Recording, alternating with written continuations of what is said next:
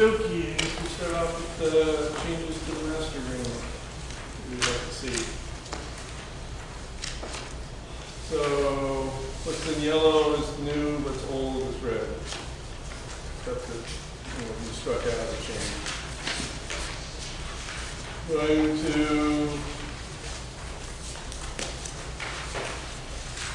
page 12 on the master agreement. Change the existing 8 a.m. to 4 p.m. to language adapted from the Geary master agreement, where we have 7:30 a.m. to 3:30 p.m. and 8 a.m. to 4 p.m. flex time. This is actually what's going on. The high school, it is 8 a.m. to 4 p.m. At the elementary, it's 7:30 to 3:30.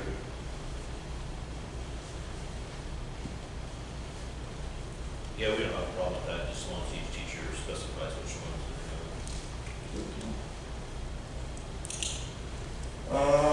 Going down to line 354, during the final teacher evaluation, administrators will only address issues identified in the initial preliminary evaluation that occurred earlier in the year. This, I've had a number of complaints about this throughout the year. On top of this, what we'd like to see is the state we're leaving money on the table, about $21,000 from the state by doing evaluations. In Lewiston, all the schools have, most of the schools have had huge increases in the number of teachers on the AP run, so they're getting more money, except at the high school where it's been, quote, evaluations would have not been a priority. And so most of the teachers at the high school in Lewiston have not got increases. And that is leaving money on the table and resulting in more money coming out of district coffers from the levy going to salaries. So we're leaving about $21,000 on the table. And what we'd like to see in evaluations is the evaluators saying this, this, and this, we will want these on there so we can move you up there, and so forth. Are you suggesting we inflate evaluations? I'm not suggesting that. I'm suggesting we're doing something wrong. Other districts are doing this. Lewiston has a huge increase in number of people in AP running. So let's just talk. Here's why I don't like this. I'm not suggesting like we don't make more of an effort to get more teachers up, although I think you are saying we inflate the evaluations. But the fall walkthrough addresses some of the observable components in domains 2 and 3. The final evaluation, which is required by law, and the only one required, has every single component in every domain. So like if I look back at this school year, there are things that a teacher may have had a lower mark on the final evaluation because it wasn't even found on the fall walkthrough. It's not something, so instead what that is it's conversations with teachers leading up to that final evaluation. And sometimes they choose to address that and sometimes they don't. So we need to have it delineated in very specific terms, what we would like to see to get us to that AP run in the final. Well, in the case of this year, I would say like, honestly, and it's in the evaluation, so it is delineated because you can look at your evaluation and read it. And there's a rubric there on what the difference is between proficient, distinguished, basic, and satisfactory. But if I recall, every single lower mark, not every single, most of the lower marks that anybody received throughout the year were not in those observable components that you find in the fall walkthrough. So instead, it was conversations with that teacher leading up to the final evaluation. Now, I don't know if that was communicated to you or not, probably not, but that's what it was. Not all of them, but a lot of them. So I'm with you, but with big picture things, I'm not in favor of like mandating a principal's day-to-day actions and having that be under the supervisory control of the union. We're not doing that. That's on your end. We're But that's saying the- it but cannot that's- be, things need to be brought up beginning of the year so we can have them say, okay, these things need to be worked on. I would accept these things as Let me give you an example. to fix that, and then when it rolls around until next month, it's like, well, what are these things doing? So we can get people on that AP Yeah, round. let me give you an example. So there was a specific instance this year where, let's just say hypothetical. There was things in domain 4, which is the professional responsibilities, that weren't getting completed. So I have conversations throughout the year, 3 conversations, 4 conversations with, say a teacher, hey, this really needs to be done. Like your IPLP is something that's mandated by law. We have to have that done by the end of the year. And they simply refuse to do it, and we end the year and they don't have it. They just completely don't do that. So that's something that isn't going to show up on an evaluation until the end of the year. And so like, I totally get what you're saying. Like some things you can address throughout the year, and we do, but there's some things that it may not. We did not have any people move onto the AP round this year. Okay. Where we had, if you go to Lewiston, Mhm. most schools there had a huge move. So they're doing something different. I don't even know if we had any teachers up for a movement this year on the I AP. doubt it, nobody moved. Well, that's based on years. I don't think anybody was eligible this year. A couple I'd have to people look at the are CPS. over 8 years, and so they'll be eligible. Just being over 8 years doesn't I make know them that. eligible. We have teachers that have like fantastic evaluations, but they just choose maybe to not meet some of the other criteria based on their own choices. Like maybe they don't want to be part of any sort of leadership team or whatever, or maybe they don't want to, this or that. So like part of it is just filling it out and just being honest about it. And even though they may have a great evaluation, it doesn't necessarily move them onto the AP run. I had, for example, I had, well, I won't get into specifics. Need to do something. Okay. Because people aren't moving and districts missed out on a lot of money. Okay.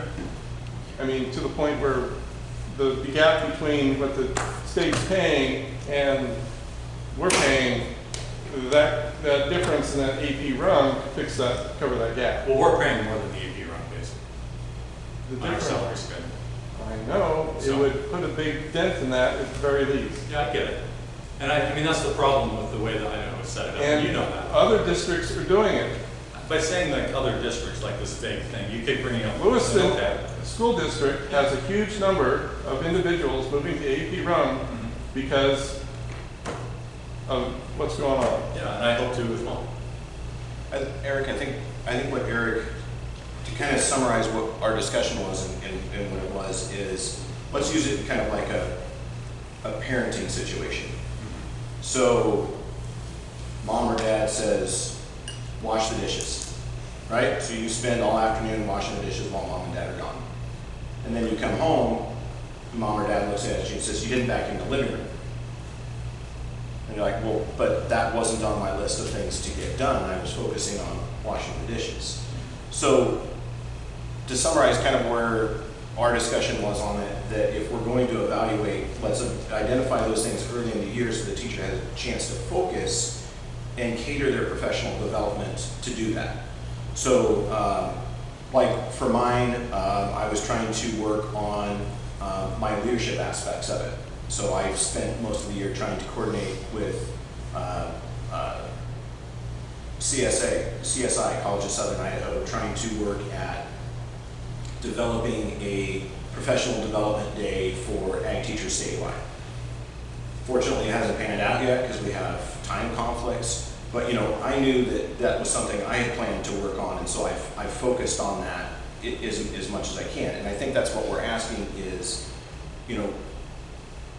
let's look at everything and identify weaknesses for a student or for a teacher to give them an opportunity to select their own professional development, to focus on that so that we can show that there's forward movement. Being almost blindsided later in the year is kind of where the gripe is with teachers like, but I was focusing on what my review said, and now we've got this other thing. and it's hard to focus on multiple things or cover everything. That's the ask. You know, most of us have a half dozen things that we're working on outside of school that are still tied to school, but we're just wanting to focus so that we can start working on those things to start moving people forward. It's not necessarily that we want to just completely change the review process, which would be. I totally get what you're Yeah. saying. Yeah. I mean, I think most of us agree the evaluation tool is a little bit cumbersome, and it's too big, there's too many components to it. But it is what it is, so we deal with it. The other part of that is, I mean, we really are talking about, hey, let's inflate evaluations to get some more money, which we're not going to say that out loud, but that's what it is. Because, I mean, Danielson says herself that 99% of teachers spend their time in the proficient range, and that's great. Proficient is really good. But sometimes we spend some more time in other areas too. But yeah, I understand what you're saying, and I totally get it.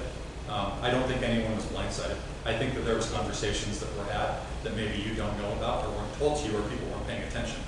But I would never give a poor evaluation, and by poor I mean like unsatisfactory, to somebody without having lots of conversations leading up to it throughout the year. And I'm just going to say that. I know that there's no trust here, so it doesn't matter if I say that. But that's how it is. Anyway, I don't think this really addresses our evaluation tool. So I'm a no.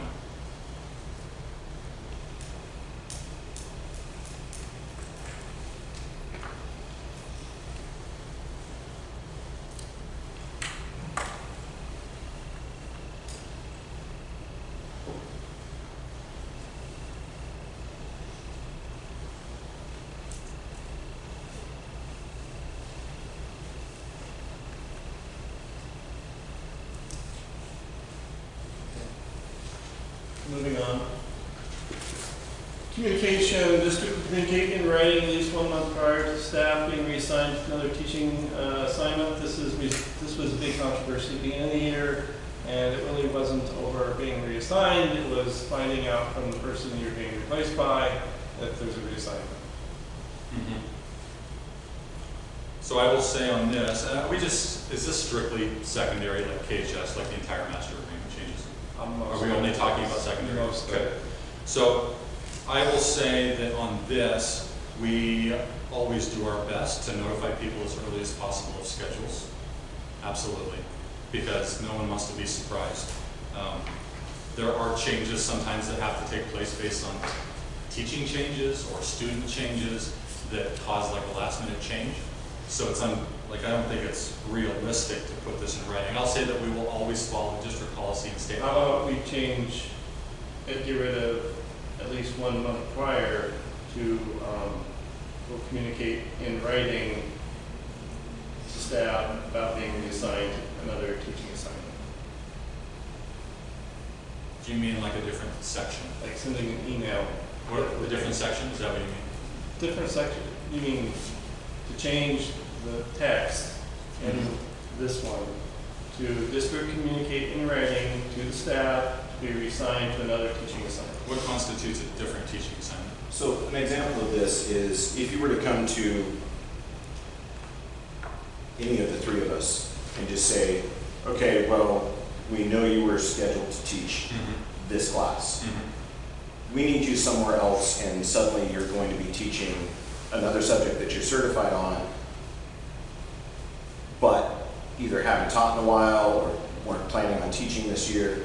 For the teaching staff, it puts us in a major bind because we've got to have our syllabi done, we've got to have our lesson plans done, and it's basically shifting our entire mindset to all of a sudden we've got to prep for this, which leads to massive problems in our own personal lives where suddenly we're taking our personal time to prepare for teaching that new class. It takes time to prep.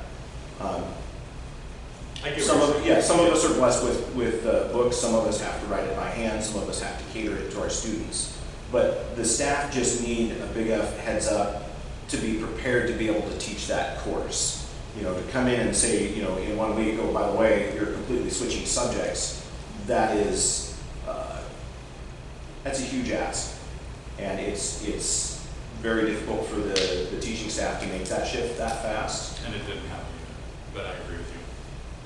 I'll say, how often does this happen? It's happened this year. That happened 3 months in advance there, I don't think.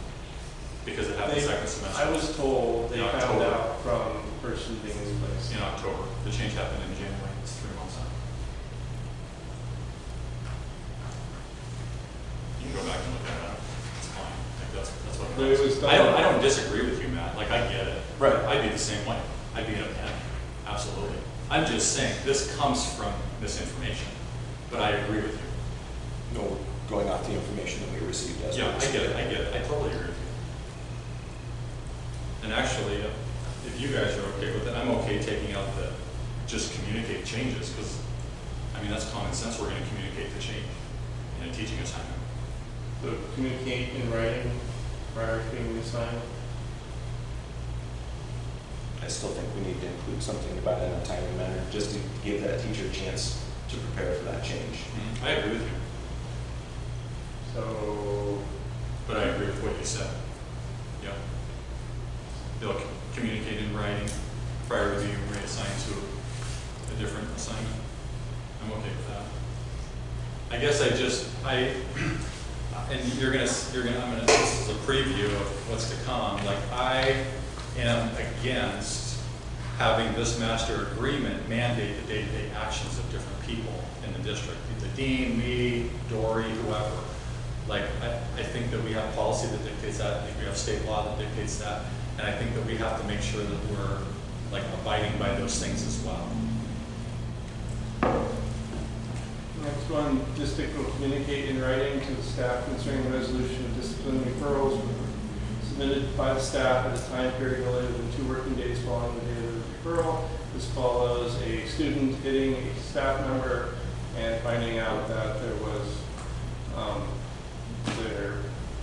by email throughout the entire school that the student was leaving. It was a couple days afterwards.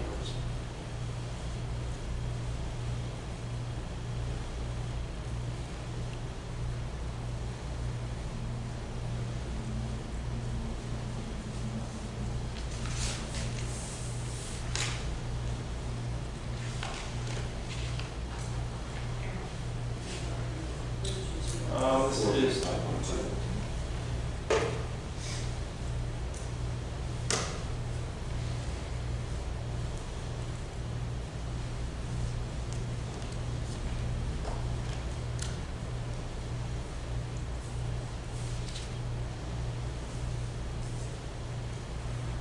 I don't disagree that that's good practice. Definitely. to leave it in. Again, I think it just mandates certain things. Like, I guess what I'm saying is, like, is this the road, like, we're gonna go down? We're gonna mandate everybody's day-to-day actions to a T. Like, that's good practice, and that's what they should be doing. But they didn't. And I know. This is the form. And it's just like if we say, like, in a classroom, it's really good practice to teach bell to bell, have like an introduction, have like a body, have like a closing thing every single period. Like, that's good practice, right? And it's good practice to respond to a parent's communication within 24 hours. Like, do we mandate that for every teacher and put it in here in the master agreement?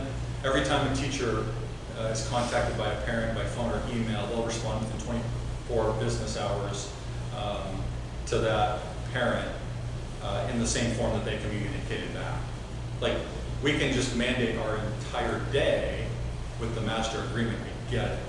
Some of those things are just good practice, and they don't always happen, but they should happen. A student hit a teacher. Okay, you're getting into the weeds when you're talking about an individual thing. And we're talking about the master agreement negotiations.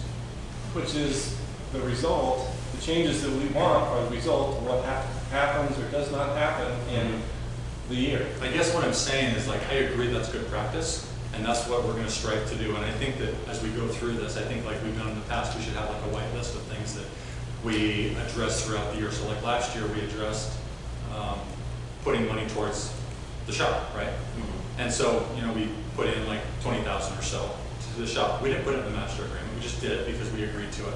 leading out, and that was our goal to do it, so we did it. I think that a lot of these things, especially when they're based on like an incident, because this is a school, like there's incidents all the time, like of random things. Do we like just like legislate ourselves into the ground with the master agreement? That's not how I'm built. I don't agree with that. I think that we should strive for like doing this because I think it's good. Do I think that we should put it in the master agreement? I don't. No, that's not how I'm built. So you want to prevent a bunch of anger, and there's a whole lot of anger on our side of the table from this year. Yeah. It's like we're not far from having a bunch of teachers show up at a district board meeting like we did with Lindsay. That's fine, like I get it. And I understand like the discipline thing. I think that the dean should respond, or the principal, whoever, Dory. But logistically, like I don't know like if you have a grasp of what it's like in the elementary office, but there's kids in there all day long. Like that could be literally like a full-time job. And so maybe it's like a verbal response on the part of Dory or me or whoever. Like I think that there's a lot of play there, and we're not just talking about like one specific incident. Like, I think that should be a good practice, and I think that that's, when we hire a new dean, I think that that's something that should be an expectation, because we need to clean that stuff up. I get it. So I'm not disagreeing. It's more than just, like the ones where students were removed from our district. It is also, we'll send a referral, and then we never know what happens to the student. I don't know if they've got after school. I don't know if they were in suspension, out of school. I never know what's going to happen or what to expect. Like some of the things I have. And that's something we need to change. Right. It's just not. What we're doing is we're trying to have an ask that we want a method for someone that we hear back. So disciplinary referrals at this point have entered into a black hole. Sometimes the only way we know is the kids are like, oh, so-and-so got expelled. And we're like, okay. That quick email, 30 seconds of your time. I get it. Even if, as we enter into the new student management system, if somehow there's a way that it could be incorporated that as a part of that referral process, where we're clicking through, understand that it's possible that it may be completely all digital this next year. Even if it sends an auto reply off of one of the boxes we click that says, student was placed in school suspension, student was given after school. We want to know what it is, and kind of, it almost all gives us a sense of the severity of what the decision was. I get it. I agree with you. How about this? Take off the time period. We will make it a priority to respond to teachers when there's a referral, what the outcome was within that time frame. But don't put the time frame in there. Okay. And then remove the next one. Move the next one? Yep. Move 4.5.3. Yep.